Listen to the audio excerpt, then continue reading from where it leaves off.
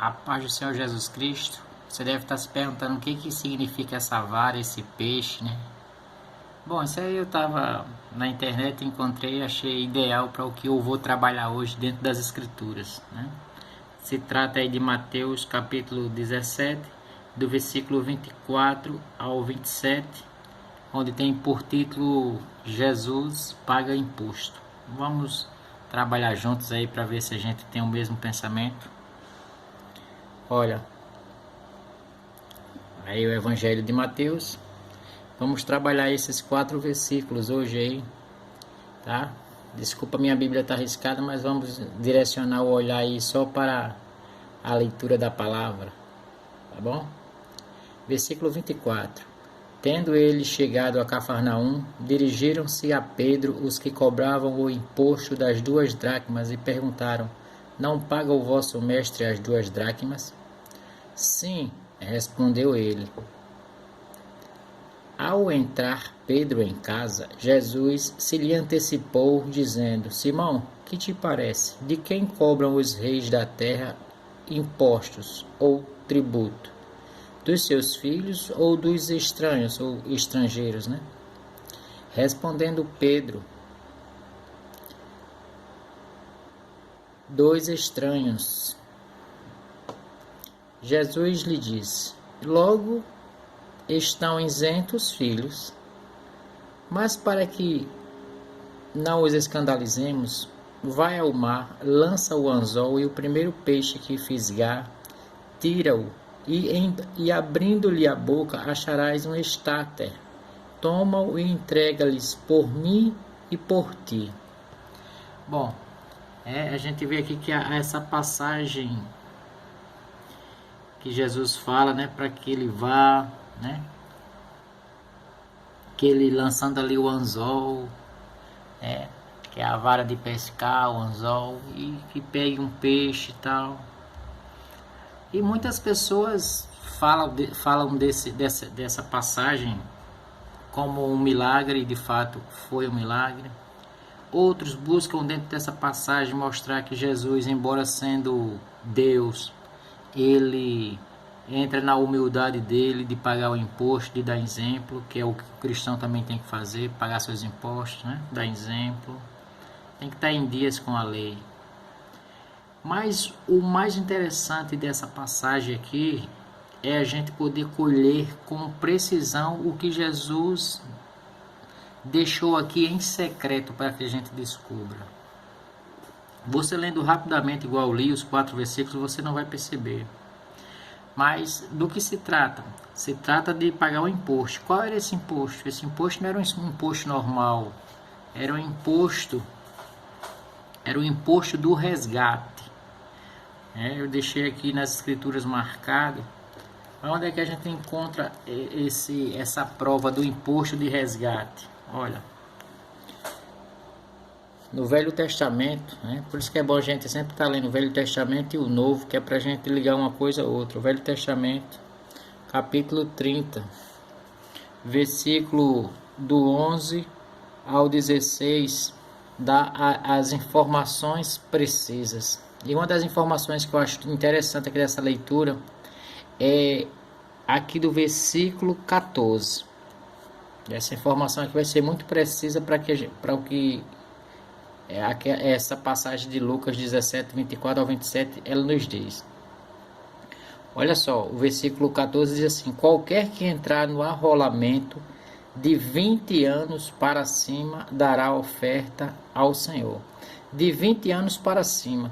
Então, através dessa passagem aqui do Êxodo, capítulo 30, sobre o pagamento do resgate, né?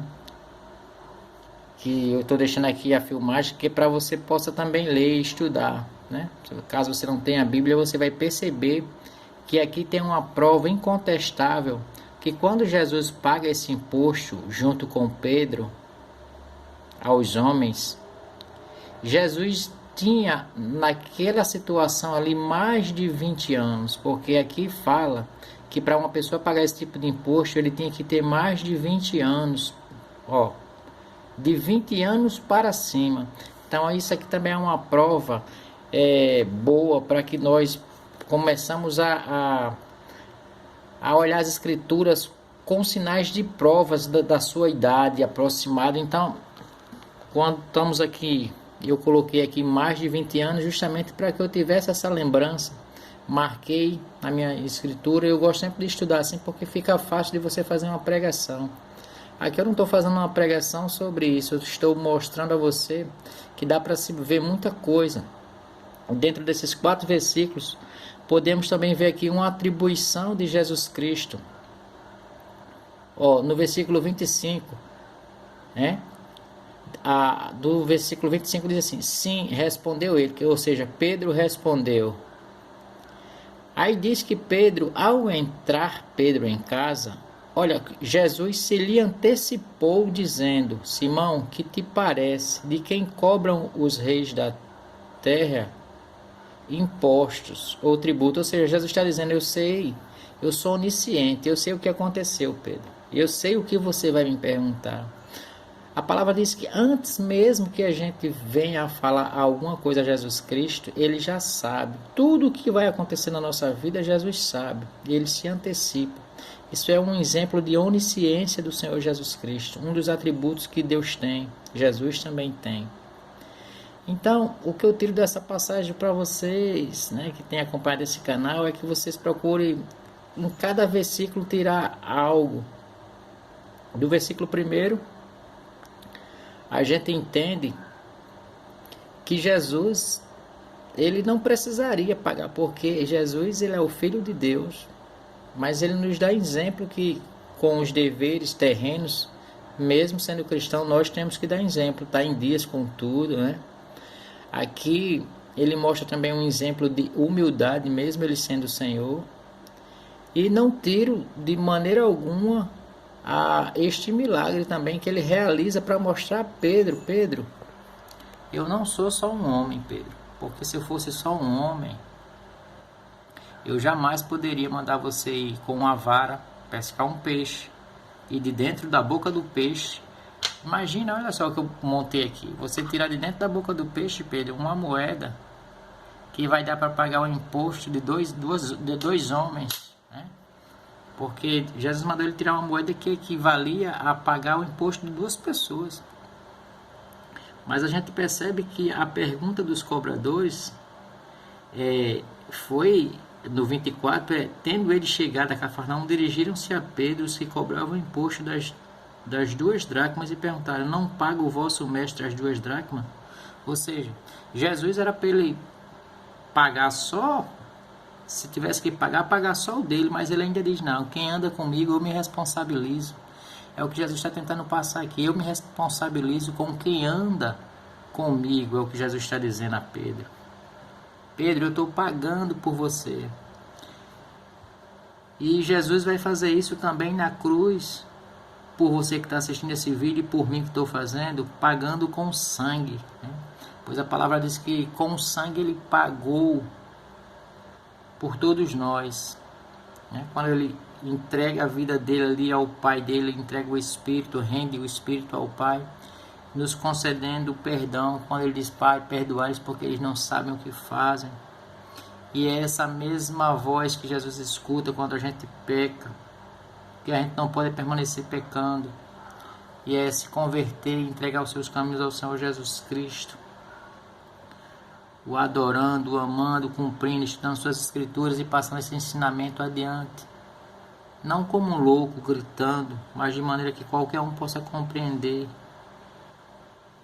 Então aqui dentro desses 4 versículos dá para se tirar muita coisa. Tirei aí uma comprovação entre Êxodo e este versículo aqui, entre o capítulo de Mateus, de aproximadamente a idade. Então aqui a gente já vê que ele tinha que ter mais de 20 anos quando aconteceu isso, né? Mais de 20 anos ele tinha quando aconteceu isso. A Bíblia também relata que o ministério dele se fortalece dos 30 anos em diante. Então a gente vai acompanhando Jesus trabalhando aqui dentro de vários tempos. Outra situação também que aparece muito boa na Bíblia é lá em Lucas 2, quando aí a Bíblia fala que Jesus com 12 anos, então assim, várias etapas da idade de Jesus está dentro das Escrituras. Se a gente estudar a fundo, a gente vai encontrando uma base, uma certeza da idade que Jesus tinha, tá bom? Que é alguma dúvida que algumas pessoas têm.